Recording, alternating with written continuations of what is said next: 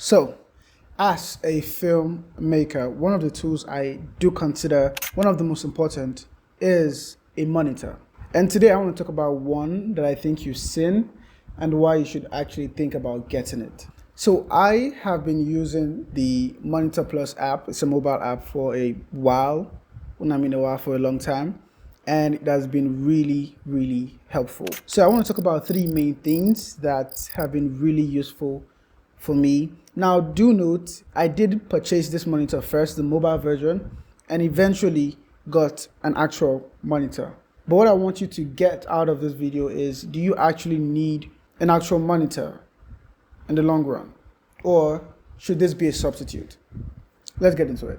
So first off, the reason why I will pick this over an actual monitor is the fact that it can be used wirelessly. Now, what that means is I do not need a cable to have access to the monitor. I can move about and, to about 10 feet. Now, for a mobile app, I do think that is really, really good.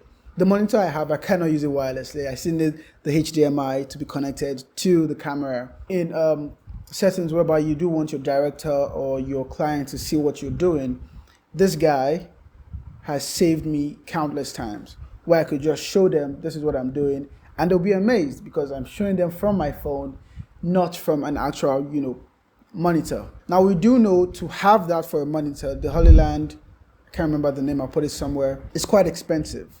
And when you're starting out, which is pretty much what this video is for, you need something budget friendly, something you can use that won't really break the bank. I did purchase the Pro version. I can't entirely remember what the normal version contains, but you do obviously are allowed to use it wirelessly. You can still see what you're doing. You can record from your phone and your camera will start recording. Now this works both for paid and for the unpaid version. My next favorite feature for any monitor is the false color. Being able to see what it looks like, being able to expose properly, which is what false color is for. Dark skin, light skin, you get to see it clearly and you're able to expose properly. The next one, again, which just blows my mind, it records internally. Now, obviously, I won't recommend you put all your hope in this. If you lose your actual file, you can say, oh, let me come back to this. It might save you in some cases, but not all cases, because it doesn't save the exact size format. And at the same time, which is what I want to talk about later, is it records with the inbuilt LUT, which means whatever LUT you're using, even though if it's a preview LUT, that is what it will capture into your phone.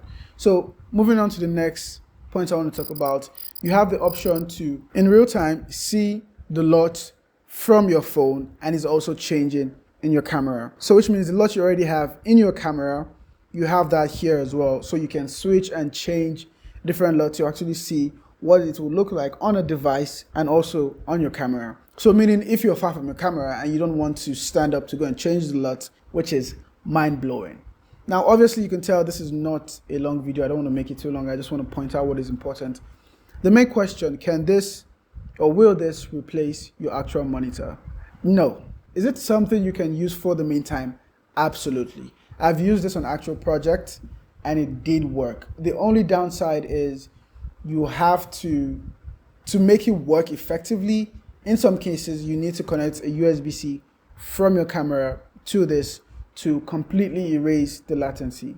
And for that, you won't be able to charge the phone or you won't be able to charge your camera. So that can be a downer. But I think since the update, you don't entirely need the cable.